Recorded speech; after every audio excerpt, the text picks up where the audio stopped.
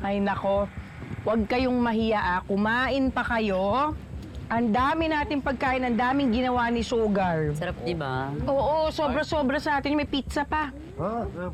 Sugar! Leonard, anong ginagawa mo dito? I'm here for my son's killer. Leonard, alam mo, nakainom ka.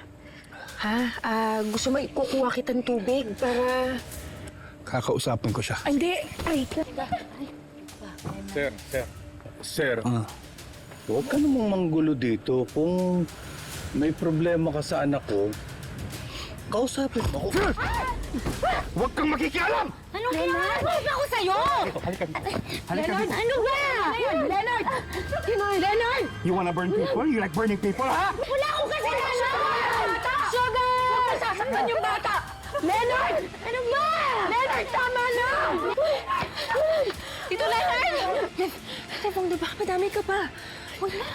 Tito Leonard! Tito Leonard, stop it! Sugar! Tito! Huwag ka ako sa Sugar! Huwag ka na siya sasaktan!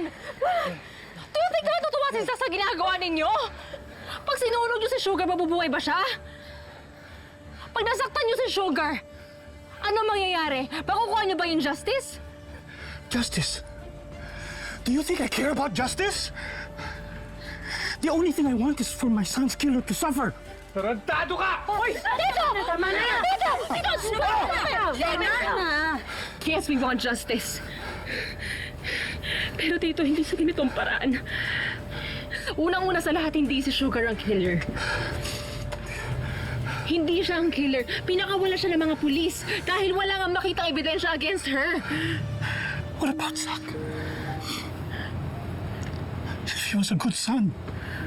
He was a great son. You know, he never stopped working. He never cared about silver or bronze. You know why? All he aimed for was gold. You know why? It was to please me. It was so I would be proud of him. That's the kind of son he was.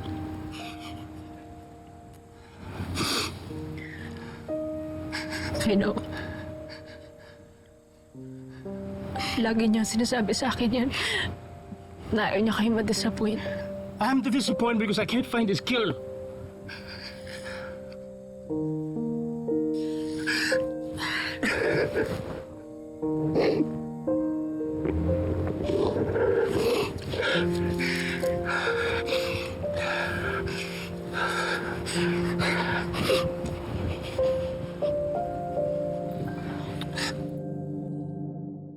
Bakit hindi tayo magdidemanda? Muntikan ka na niyang saktan. Wag na. Kawawa naman yung tao. Namatay na nga. Gusto niyo pa magdemanda? Tayo nga dapat yung nakakaintindi dun eh. Pinagdaanan natin yung pinagdadaanan niya ngayon. Di ba kaya nga ako nandito? Para magbigyan ng hustisya yung nangyari kay Kuya. Paano kung saktan ka niya ulit? Nag-explain na po si Liv. Hindi naman daw usually ganun si Sir Leonard. Lasing lang daw po. Ewan ko. Hindi ako komportable na manatili ka rito. Kinakabahan ako eh. Wala ako rito para ipagtanggol ka. Andito naman sila, Liv. Nakita niyo naman kung paano ko proteksyonan kanina, di ba? Isa pa, nandito yung trabaho ko. Magbabalik pa lang yung pagbubukas ng gym. Kailangan pa nating bumawi. Malapit na yung bayaran ng tuition ni Kiko.